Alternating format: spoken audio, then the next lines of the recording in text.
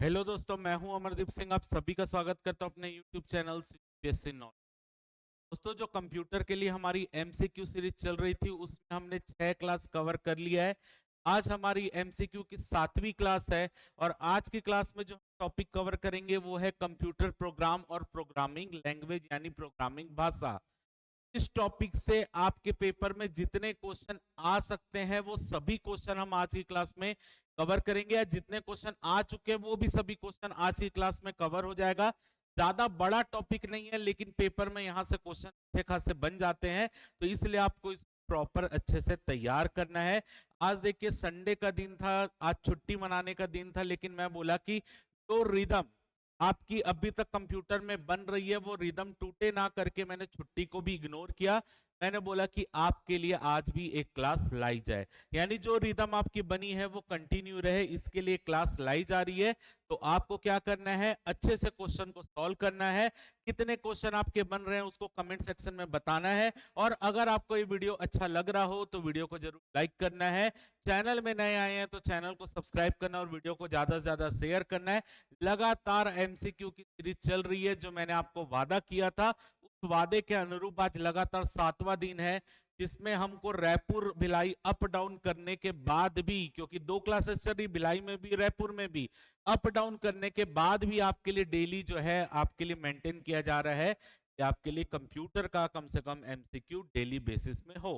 आने वाले समय में आपके लिए और भी सब्जेक्ट के एमसीक्यू प्लान किए गए हैं, तो आपको ये मेहनत अच्छी लग रही हो तो वीडियो को जरूर लाइक कर दीजिएगा। चलिए देखते हैं। देखिए सबसे पहले हमारा जो चल रहा है उसकी जानकारी आपको बता दे रहा हूं कि हॉस्टल वार्डन, शिक्षक भर्ती, सहायक शिक्षक, ये सब में कोई भी कोर्स चाहिए तो आपके लिए कोर्स अवेलेबल है। प्राइस आपको सामने दिख रहा है। आपको ऑफलाइन किसी भी बैच को ज्वाइन करना है तो आप रायपुर या भिलाई ब्रांच में आकर जो है क्लासेस ज्वाइन कर सकते हो। आपके लिए यहाँ पर कॉन्टैक्ट नंबर भी दिया गया है, और जो अगर आपको कोई भी क्वेरी है तो कॉन्टैक्ट कर सकते हो। इसके अलावा जो हमारी क्लासेस हो रही है उसका अगर आपको पीडीएफ चाहिए तो आपको सीजीपीएससी नॉलेज का टेलीग्राम ग्रुप को ज्वाइन करना पड़ेगा, वहां आपको पीडीएफ मिल जाएगा। टेलीग्राम ग्रुप की लिंक जो है वो आपको कमेंट सेक्शन और डिस्क्रिप्शन सेक्शन में दी जाएगी, वहां से आप जाकर उसको ज्वाइन कर सकते हैं। चलिए स्टार्ट करते हैं। आज का पहला क्वेश्चन देख लेते हैं। आज का पहला क्वेश्चन है, कंप्यूटर का एक समूह क्या कहलाता है? एक सॉरी निर्देशों का एक समूह क्या कहलाता है? कंप्यूटर में जो अलग अलग निर्देश दिए जाते हैं उन निर्देशों के समूह को क्या कहा जाता है?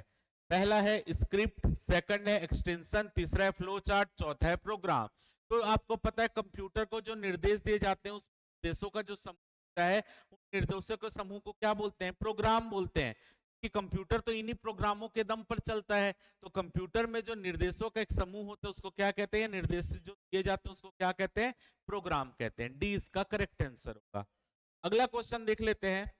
अगला क्वेश्चन है, कंप्यूटर पर ज्यादातर त्रुटियां किस कारण से होती है? कंप्यूटर पर ज्यादातर गलतियां त्रुटियां किस कारण से होती है, यानी कंप्यूटर में जो बग आते हैं वो अधिकतर किस कारण से आते हैं? क्रमादेश त्रुटि, हार्डवेयर की विफलता, मीडिया में दोष, या डाटा प्रविष्टि में दोष, या डाटा प्रविष्टि में त्रुटि। यानी कंप्यूटर पर आरोपित ज्यादातर त्रुटियां किस कारण से आती है, यानी कंप्यूटर में ज्यादातर बग किस कारण से आते हैं? तो आंसर क्या होगा? आंसर होगा क्रमादेश त्रुटि। क्रमादेश का मतलब क्या होता है? प्रोग्रामिंग। क्रमादेश का मतलब प्रोग्रामिंग, प्रोग्रामिंग जो आपका बग आ रहे हैं उसके कारण, यानी जो कंप्यूटर में प्रोग्रामिंग की जाती, प्रोग्रामिंग में कुछ गलतियां आती हैं जिसके कारण आपके कंप्यूटर भी गलती कर लेते हैं, यानी कंप्यूटर में भी बग आ जाते हैं। तो प्रोग्रामिंग त्रुटि यानी क्रमादेश त्रुटि के कारण ऐसा होता है। चलिए अगला क्वेश्चन देख लेते हैं। अगला क्वेश्चन है, किसी टास्क को पूर्ण करने के लिए स्टेप बाय स्टेप प्रोसीजर्स को के सेट को क्या कहते हैं? किसी टास्क को पूर्ण करने के लिए स्टेप बाय स्टेप प्रोसीजर को क्या कहते हैं? Algorithm, hardware program, software bug, या फर्मवेयर प्रोग्राम। यानी अगर आप देखेंगे कि अगर जो प्रोग्राम होता है, प्रोग्राम क्या होता है, उसमें अलग अलग प्रोग्रामिंग की जाती है, अलग अलग लाइन होती है, ये पूरे सेट को क्या कहते हैं? एल्गोरिथम। अलग अलग एल्गोरिथम से मिलकर प्रोग्राम बनते हैं, तो आंसर क्या होगा? एल्गोरिथम। तो आपका चाहे यूट्यूब का एल्गोरिथम देख लीजिए या आप कोई भी गूगल का एल्गोरिथम होगा, तो हर चीज का क्या होता है? अपने एक एल्गोरिथम होता है, और उस एल्गोरिथम को ही हम मिलाकर क्या बोलते हैं? प्रोग्राम बोलते हैं। तो ए इसका करेक्ट आंसर है। आगे देख लेते हैं। अगला क्वेश्चन है, एक कंप्यूटर केवल निर्देशों का कार्यान्वयन कर सकता है तो निम्न होती है। यानी जो कंप्यूटर है केवल किन निर्देशों का कार्यान्वयन कर सकता है? मशीनी लैंग्वेज में, पास्कल में, सेकेंडरी मेमोरी में, इनमें से कोई नहीं। तो आपको पता है जो कंप्यूटर कार्य करता है वो मशीनी लैंग्वेज में कार्य करता है, जिसे हम बाइनरी लैंग्वेज भी बोलते हैं। 0 और 1 में, 0 और 1 में कंप्यूटर काम करता है, जिसे मशीनी लैंग्वेज कहते हैं। मशीनी लैंग्वेज भी एक प्रकार की निम्न लैंग्वेज होती है, इसको भी पता होना चाहिए आपको।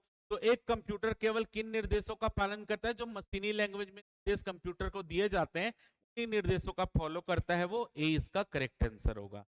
अगला क्वेश्चन देख लेते हैं। अगला क्वेश्चन है, मशीनी भाषा के संबंध में कौन सा कथन सत्य है? यानी मशीनी लैंग्वेज के संबंध में जो कथन बताए गए हैं उनमें से कौन सा कथन सही है?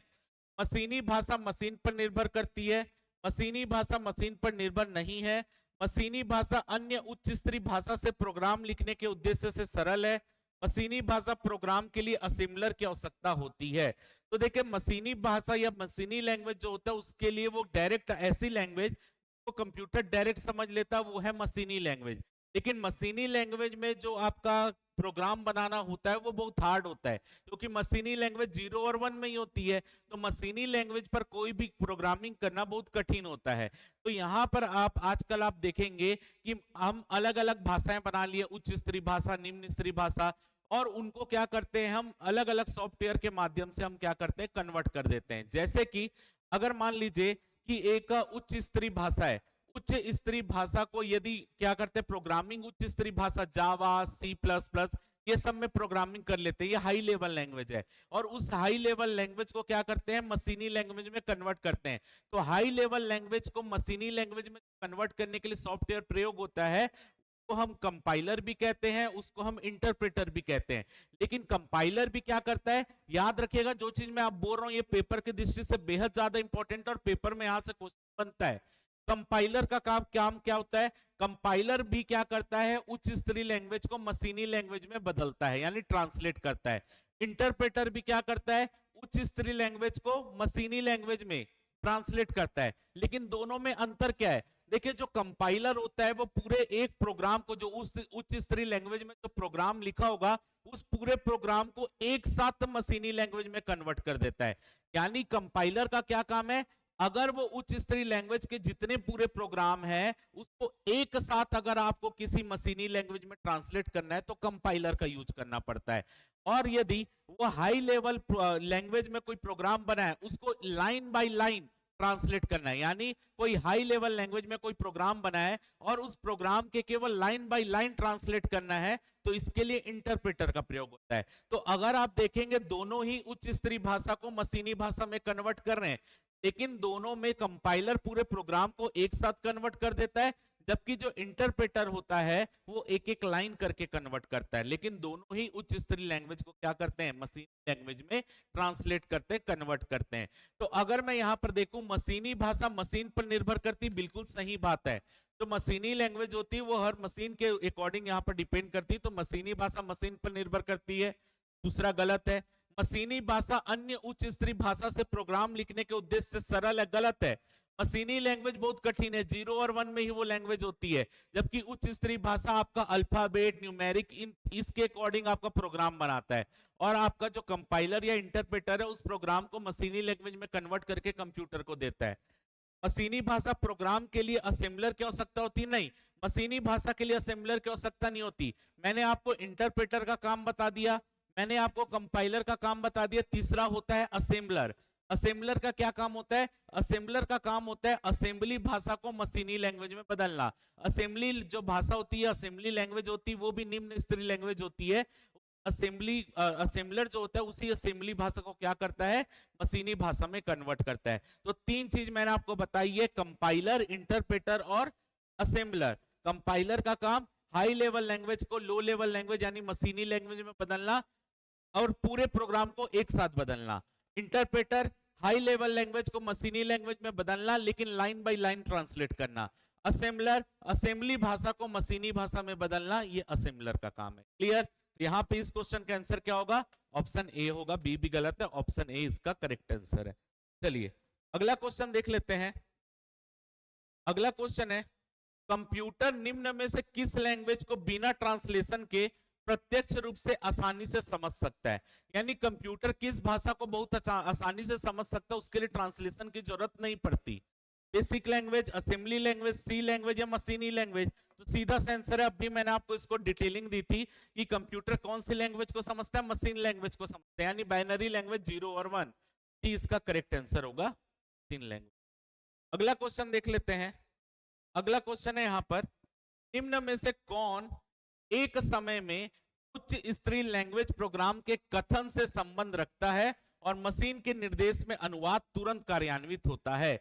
यानी इनमें से ऐसा कौन है जो एक समय में स्तरीय लैंग्वेज प्रोग्राम के कथन से संबंध रखता है और मशीन के निर्देश अनुवाद तुरंत कार्यान्वित करता है? असेंबलर, कंपाइलर, इंटरप्रेटर या लोडर? तो मैंने आपको क्या बताया कि जो आपका इंटरप्रेटर रहता है वो क्या करता है, लाइन बाय लाइन ट्रांसलेट करता है। कंपाइलर क्या करता है, पूरे को एक साथ ट्रांसलेट कर देता है। तो यहाँ पर क्या बोला है, कथन कथन बोला है, कथन कथन यानी लाइन बाय लाइन ट्रांसलेट करता है। कौन लाइन बाय लाइन ट्रांसलेट करता है हाई लेवल लैंग्वेज को मशीन लैंग्वेज में? इंटरप्रेटर। तो इसका आंसर क्या होगा, ऑप्शन सी होगा, इंटरप्रेटर। चलिए अगला क्वेश्चन देख लेते हैं।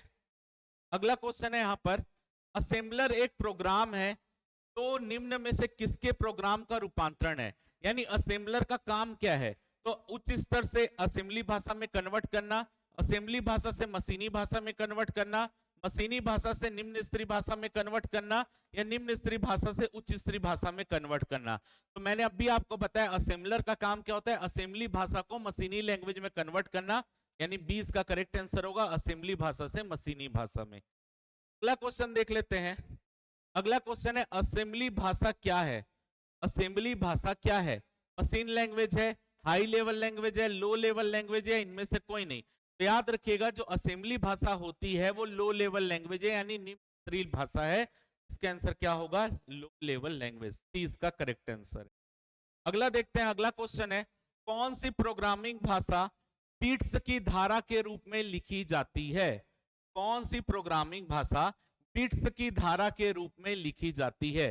बेसिक, असेंबली, उच्च स्तरीय या मशीनी भाषा? तो कौन सी भाषा बिट्स की धारा प्रवाह में लिखी जाती है? उच्च स्तरीय भाषा। उच्च स्तरीय भाषा जो होती है वो बिट्स के प्रवाह के रूप में लिखी जाती है। इसमें अल्फाबेट, न्यूमेरिक, ये सब के माध्यम से आपका क्या किया जाता है, प्रोग्रामिंग की जाती है।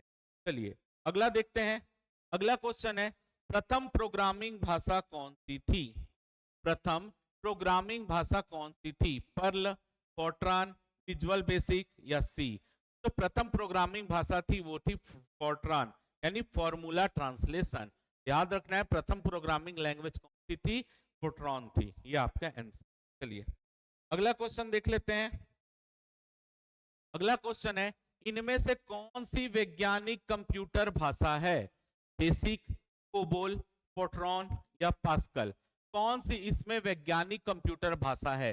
तो जो वैज्ञानिक कंप्यूटर भाषा है वो भी है फोर्ट्रॉन। आपका फोर्ट्रॉन का फुल फॉर्म क्या होता है, फॉर्मूला ट्रांसलेशन। तो आपके बीज गणित से संबंधित होता है और वैज्ञानिक, इंजीनियर ये सब इस लैंग्वेज को प्रयोग करते हैं। फोर्ट्रॉन का करेक्ट आंसर है। अगला क्वेश्चन देख लेते हैं। अगला क्वेश्चन है, इनमें से कौन सी स्क्रिप्टिंग भाषा है? इनमें से कौन सी स्क्रिप्टिंग भाषा है? Pascal, Perl, x86, C++? इसमें से कौन सी आपकी स्क्रिप्टिंग भाषा है? स्क्रिप्टिंग भाषा किसको बोलते हैं? स्क्रिप्टिंग भाषा जो आपका नेटवर्क मार्केटिंग में प्रयोग होता है, जो आपका नेटवर्क प्रोग्रामिंग जो होता है या मार्केटिंग होता है, नेटवर्क प्रोग्रामिंग में यूज होने की भाषा कौन सी है? तो पर्ल जो है ये आपका नेटवर्क प्रोग्रामिंग में की भाषा है, जो कि स्क्रिप्टिंग भाषा है। चलिए अगला देखते हैं। क्वेश्चन है, बेसिक जावा और कोबोल, बेसिक जावा और कोबोल किसका उदाहरण है? बेसिक जावा और कोबोल किसका उदाहरण है? Low level language, computer language, system language या हाई लेवल लैंग्वेज? तो याद रखना है बेसिक जावा कोबोल कौन सी है, हाई लेवल लैंग्वेज है। बेसिक जावा या कोबोल हाई लेवल लैंग्वेज है।